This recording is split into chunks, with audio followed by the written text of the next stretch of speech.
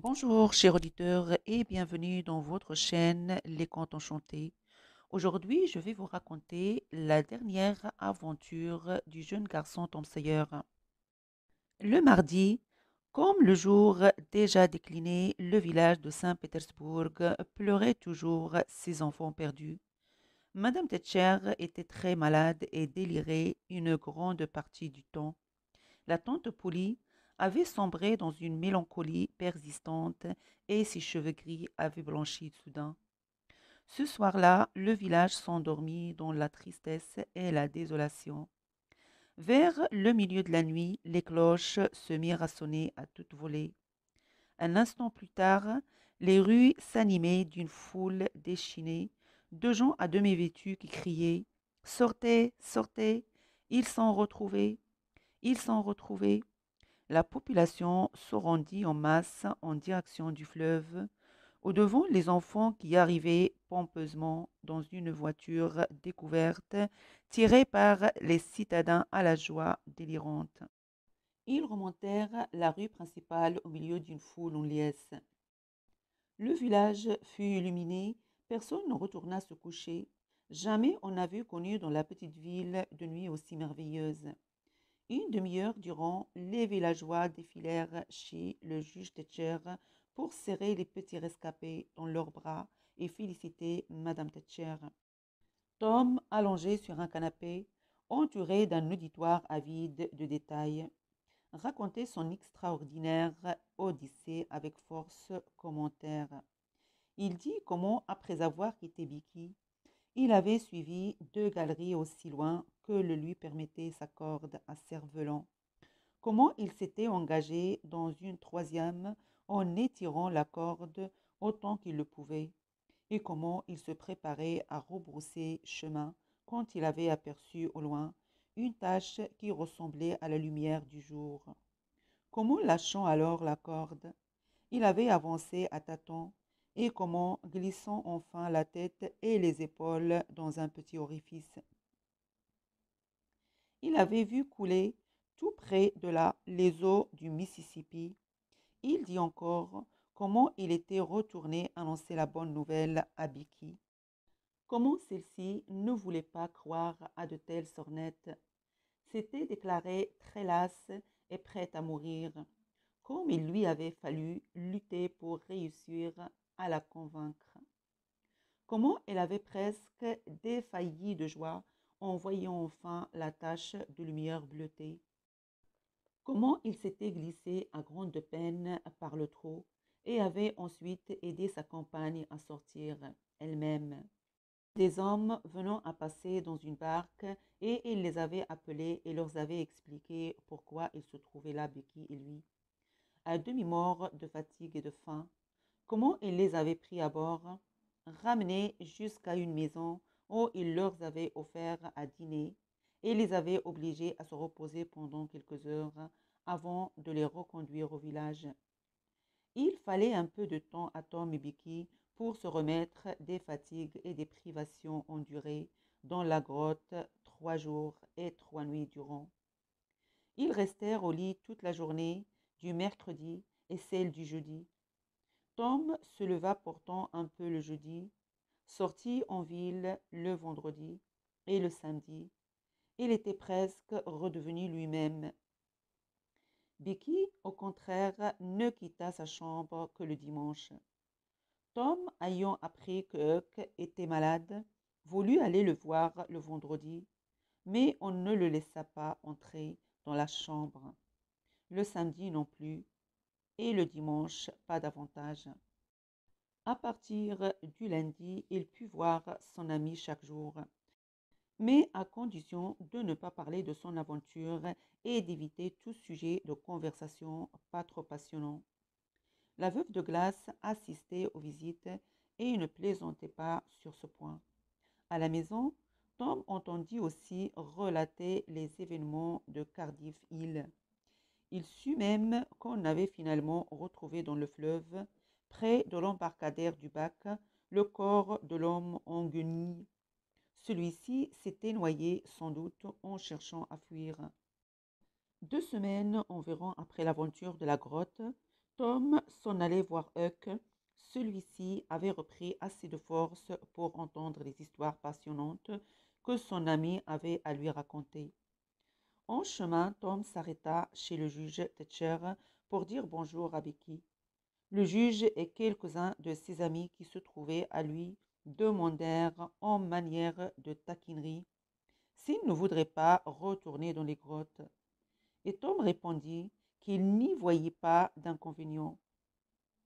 Eh bien, tu n'es pas le seul, Tom, lui dit le juge. Mais nous y avons veillé, nul ne pourra plus s'y rendre. Pourquoi cela?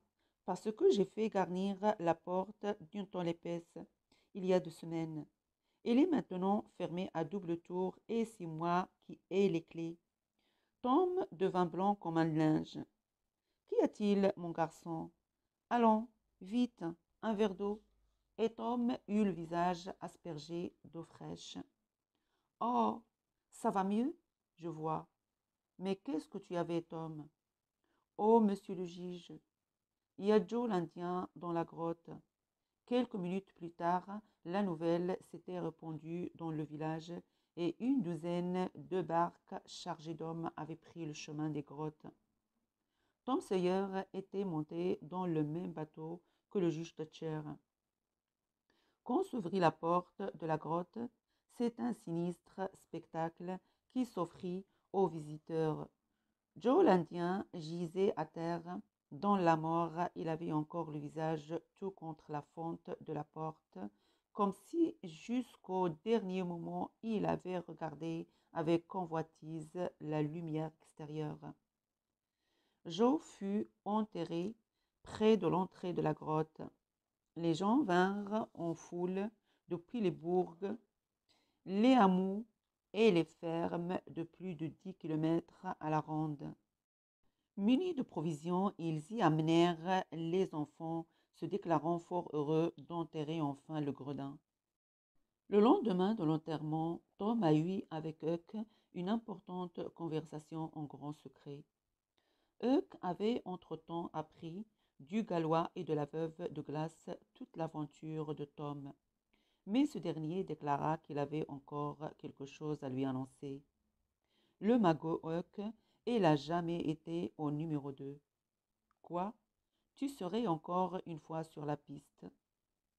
Demanda Huck vivement intéressé. Il est dans la grotte. Redis-le, Tom, fit Huck, dont les yeux lançaient des éclairs. L'argent est dans la grotte. Non, c'est pour rire aussi sérieux, Tom. Tout ce qu'il y a de plus sérieux. Tu veux venir m'aider à la sortir de là? Si je veux, mais à condition qu'on y aille avec de la lumière et qu'on ne se perde pas. On ne risque pas le moindre ennui, je t'assure. Alors c'est du tout cuit. Mais qu'est-ce qui te fait croire que l'argent est? Attends de voir. Si on ne le trouve pas, je te donne mon tambour et tout ce que je possède, je te le promets. Top là, quand veux-tu y aller? Tout de suite si tu veux. T'en as la force? C'est loin la grotte. Il y a bien 3 ou 4 jours que je me suis remis sur mes pattes, mais je ne crois pas que je pourrais faire plus de 2 kilomètres. Il y en a bien 6 par le chemin de tout le monde. Mais il y a un fameux raccourci et je suis le seul à le connaître. Je t'ai conduit. Embarque. C'est moi qui rame, bien sûr. On y va directement et je te reconduis ici. T'auras pas un coup de rame à donner? Alors on y va tout de suite, Tom. Bon, il nous faut du pain et de la viande, une pipe, un petit sac ou deux, des ficelles à cerf-volant et des allumettes.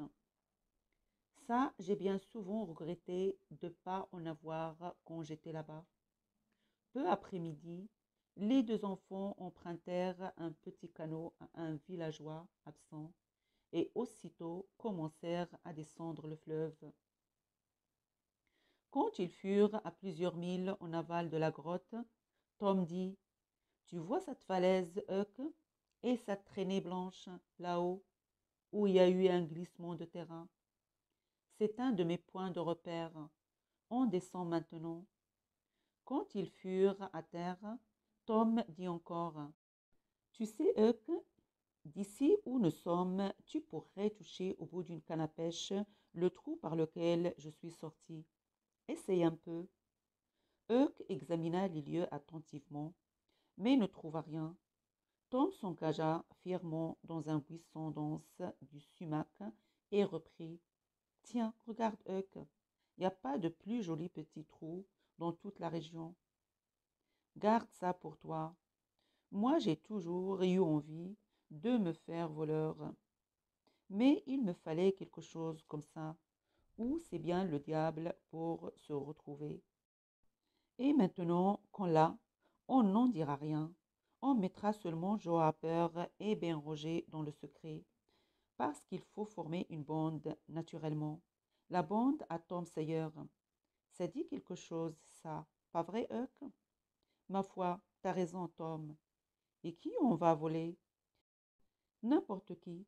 On tendra des guet-apens aux gens. C'est comme ça que ça se fait. Cependant, tout était prêt et les deux garçons pénétrèrent dans la cavité, Tom en tête. Impressionnés par le silence et l'obscurité qui régnaient dans la grotte, ils ne parlaient plus qu'à voix basse. Ils pénétrèrent bientôt dans l'autre galerie découverte par Tom. Tom dit encore, et maintenant, Huck, je vais te montrer quelque chose. Regarde dans l'angle là-bas, ajouta-t-il en levant sa chandelle. Tu vois ça? Là sur le gros rocher, tracé au noir de fumée. Mais c'est une croix. Alors, où est le numéro 2? Sous la croix, pas vrai? C'est justement là que j'ai vu Joe l'Indien ranimer sa chandelle. Huck contempla le symbole, puis dit d'une voix tremblante. Sortons d'ici, Tom. Quoi? Et abandonner le trésor? Oui, l'abandonner. Il y a le fantôme de Joe l'Indien qui rôde par ici, c'est sûr. Mais non, Huck, mais non. Il entrait plutôt l'endroit où il est mort, à l'entrée de la grotte, à plusieurs kilomètres d'ici. Non, Tom, ils rôderaient autour de l'argent. Je connais bien leur habitude, aux fantômes. Et toi aussi. Tom commençait à craindre que Huck n'ait eu raison. Mais bientôt, une idée lui vint à l'esprit. Écoute, Huck, nous sommes des imbéciles, dit-il. Le fantôme de Joe l'Indien viendra pas rôder du côté où il y a une croix, l'argument porta. J'y avais pas pensé, dit Huck, mais t'as raison, c'est une chance pour nous, cette croix. Je pense qu'il faut se glisser en bas de ce talus et chercher le coffre. Tom avança le premier, taillant à mesure de la descente des marches grossières dans l'argile. Huck le suivait. De la petite caverne où se dressait le gros rocher rayonnait 4 galeries. Les garçons en inspectèrent 3, sans résultat.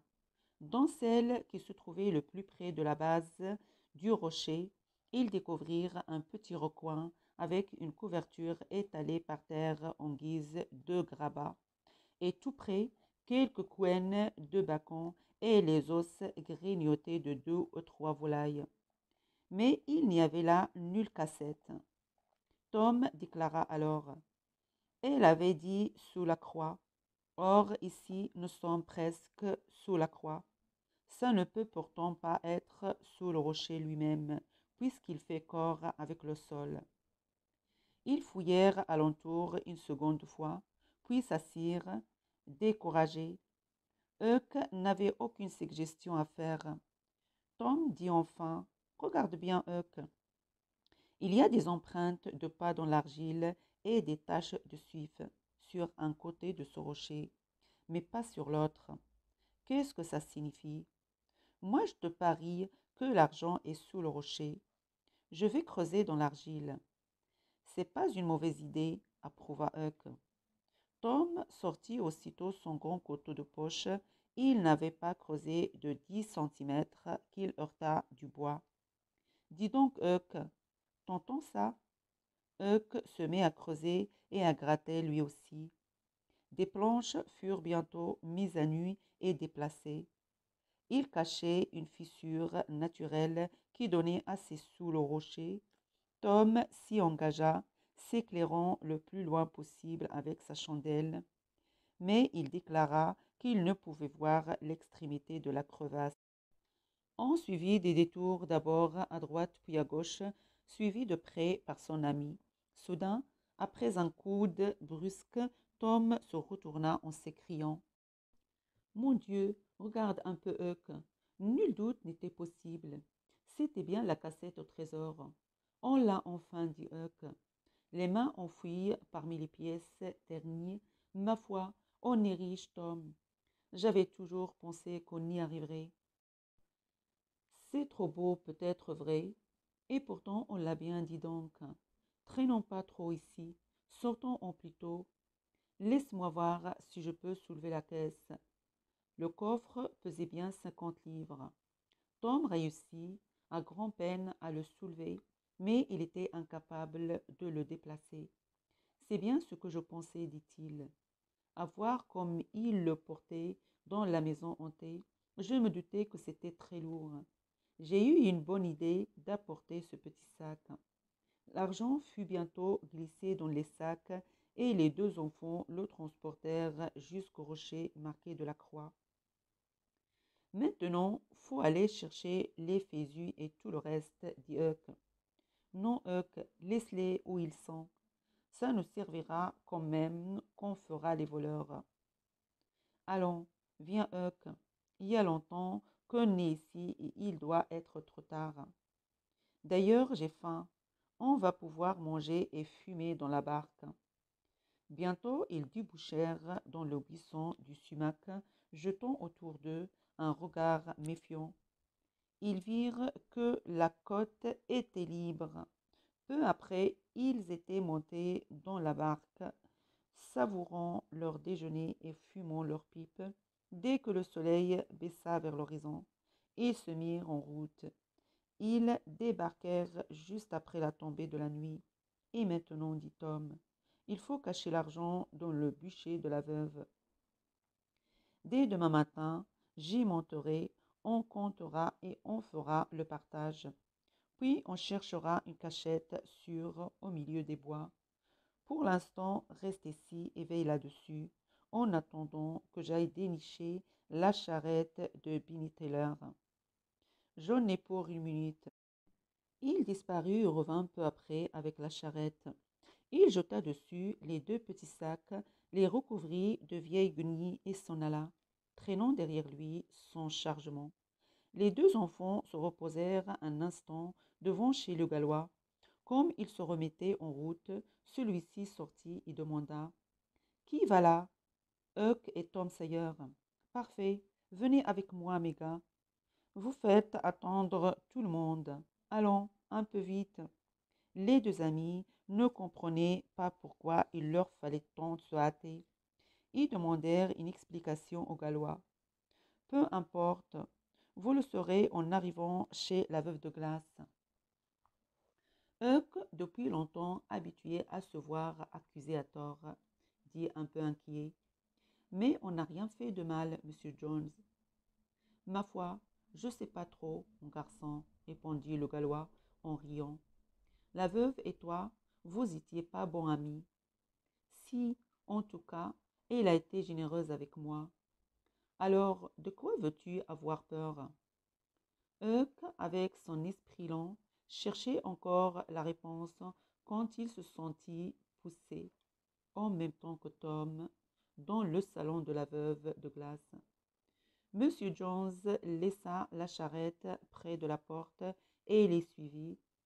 La pièce était brillamment illuminée.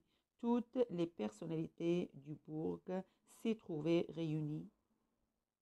La veuve accueillit les deux garçons avec toute la cordialité qu'il fut possible de témoigner à deux créatures d'aspect aussi insolite, couvertes de suif et d'argile. Venez avec moi, les enfants, dit-elle. Et elle les conduisit dans une chambre et dit: Maintenant, lavez-vous et habillez-vous. Voici deux costumes neufs avec des chemises et des chaussettes. Rien n'y manque. C'est pour Huck. Non, non, Huck. Pas de remerciements. Monsieur Jones en offre un et moi l'autre. Mais pour ce soir, Tom entrera dedans tout aussi bien. Dépêchez-vous et descendez dès que vous serez bien astiqué. Là-dessus, elle s'éloigna. Huck dit alors: Dis donc, Tom, on pourrait se glisser par là si on trouvait une corde. La fenêtre n'est pas bien haute au-dessus du sol. Quelle idée! Pourquoi veux-tu filer? Ben, je suis pas habituée à une foule pareille et ça me plaît pas. Je veux pas aller les rejoindre. Mais sapristi, c'est rien ça. Moi, ça me dérange pas du tout et je m'occuperai de toi. Quelques minutes plus tard, les invités de la veuve étaient à table. Dans la même pièce, une douzaine d'enfants étaient debout, appuyés à de petites tables. Selon la coutume des pays à cette époque, le moment venu, Monsieur Joe prononça un aimable discours dans lequel il remercia la veuve pour l'honneur qu'elle leur faisait, à ses fils et à lui. Mais il annonça aussi qu'il y avait quelqu'un d'autre dans la modestie, et patati. Ainsi, il en vint à révéler la part prise par Huck dans l'aventure. Alors la veuve annonça qu'elle s'offrait à prendre Huck sous son toit et à le faire instruire. Elle promit aussi d'aider le jeune homme à se mettre dans le commerce dès qu'il aurait des économies suffisantes. Tom sentit venue sa chance de parler. Il déclara: Huck n'a pas besoin de ça. Il est riche. Devant pareille plaisanterie, l'assistance observa un silence gêné. Tom le rompit en expliquant: Il a de l'argent, Huck. Vous le croyez peut-être pas, mais il a des tas. Attendez seulement une minute. Tom quitta la pièce aussitôt. Tous alors se regardèrent, intrigués. On observa Huck qui restait bouche cousue. Tom revenait, peinant sous le poids des sacs. Il versa sur la table en un grand tas les belles pièces dorées et dit: Là, qu'est-ce que je vous ai dit? Il y en a la moitié à Huck et la moitié à moi. Ceux qui assistaient à la scène en eurent le souffle coupé.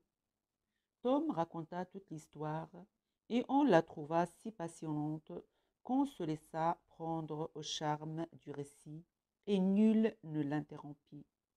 Quand elle eut terminé, Monsieur Jones dit: Moi qui croyais vous avoir ménagé une petite surprise pour ce soir, je reconnais qu'elle n'a plus d'intérêt maintenant en comparaison de celle-ci.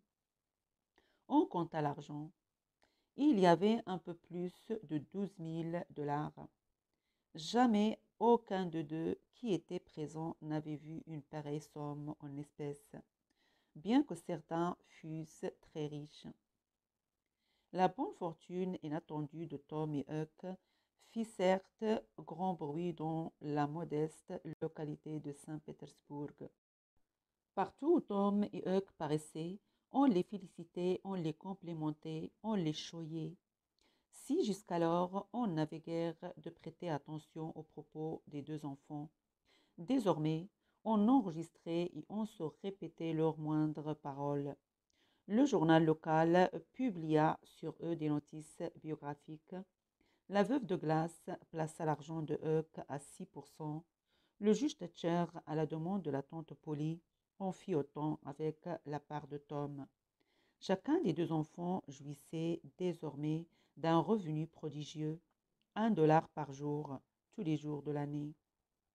Or, à cette époque, il suffisait d'un peu plus d'1 $ par semaine pour subvenir aux besoins d'un garçon de cet âge, le nourrir, le loger, l'habiller et l'instruire. Le juge Thatcher avait désormais une très haute idée des mérites de Tom. Un garçon capable de sortir sa fille saine et sauve de la grotte, ce n'était pas le premier venu. Becky raconta même à son père en confidence comment à l'école Tom s'était fait battre pour elle. Le juge s'en montra ému, et quand elle demanda grâce pour le mensonge énorme au prix duquel Tom avait délibérément accepté d'être fouetté, le juge déclara que c'était un noble, un généreux mensonge, un mensonge digne de redresser la tête et de prendre place dans l'histoire au nom de la vérité tant prônée par George Washington. En disant ces mots, le juge arpentait la pièce d'un pas majestueux. Becky s'empressa d'aller tout raconter à Tom. Le juge Thatcher espérait voir Tom devenir un jour un grand avocat ou un grand soldat. Il promit de l'aider à entrer dans l'une ou l'autre de ses carrières. La fortune de Huck et le fait que la veuve Douglas l'avait pris sous sa protection lui valurent d'être présenté dans la bonne société. Au plus tôt, il y fut traîné de force, au prix de souffrances qui lui étaient intolérables. Les domestiques de la veuve veillaient à ce qu'il fût toujours net et propre, bien brossé, bien coiffé. On le faisait coucher chaque nuit dans les draps peu sympathiques qui n'avaient pas même cette petite tache amie ou familière, si douce pour bercer le sommeil. Il lui fallait aussi se servir pour manger d'un couteau et d'une fourchette, d'une assiette ou d'une tasse. Il lui fallait apprendre des leçons, aller à l'église et parler si correctement que les mots perdaient dans sa bouche toute saveur. De quel côté qu'il se tournât, les chaînes et les entraves de la civilisation le laissaient pieds et poings liés. 3 semaines durant, il supporta l'épreuve avec courage, et puis un beau jour, il fut porté disparu. Pendant 48 heures, la veuve, fort affligée, le chercha partout. Le village était consterné, on alla jusqu'à draguer le fleuve. Au matin du 3e jour, Tom Sawyer eut l'idée judicieuse d'aller inspecter les vieilles barriques vides derrière l'abattoir désaffecté. C'est dans l'une de ces barriques qu'il découvrit le réfugié. Il était hirsute et vêtu des vieilles grenilles qui faisaient de lui un être si pittoresque au temps où il était libre et heureux. Tom l'obligea à sortir de là, lui dit combien on s'était inquiété pour lui, et le supplia de rentrer chez la veuve. Le visage de Huck perdit son expression paisible et satisfaite et se voile de mélancolie. Parle pas comme ça, Tom, dit-il. J'ai bien essayé, mais ça marche pas. C'est pas pour moi tout ça. Je peux pas m'y habituer. Mais pourtant, Huck, tout le monde vit comme ça. Qu'est-ce que ça peut bien me faire? Moi, je suis pas tout le monde. Et je peux pas supporter ça. C'est terrible de ne pas être libre. Et la nourriture vient trop facilement. Les victuailles ont plus d'intérêt comme ça. Pour tout ce que je veux faire, faut que je demande la permission. Et puis, faut que je parle si bien que c'est pas agréable. J'ai besoin de monter tous les jours à un moment dans le grenier et de lâcher tous les mots que j'ai dans la bouche. Sans ça, je mourrais, Tom. Non, tu vois, Tom, être riche, c'est pas du tout ce qu'on pourrait croire. Mais ces vieilles guenilles, elles me conviennent. Ce tonneau, ce tonneau m'y convient et je m'en sépare plus. Tu sais, sans ce pognon, j'aurais jamais eu tous ces ennuis. T'as plus qu'à prendre ma part avec la tienne et me donner de temps en temps un petit intérêt. Pas trop souvent, parce que je me moque pas mal des choses qui sont pas un peu dures à obtenir. Et tu vas aller demander à la veuve de me laisser ma liberté. Mais tu sais bien, que je peux pas faire ça. C'est pas chic. Et puis, si t'essayes encore un peu, tu finiras par aimer cette vie-là.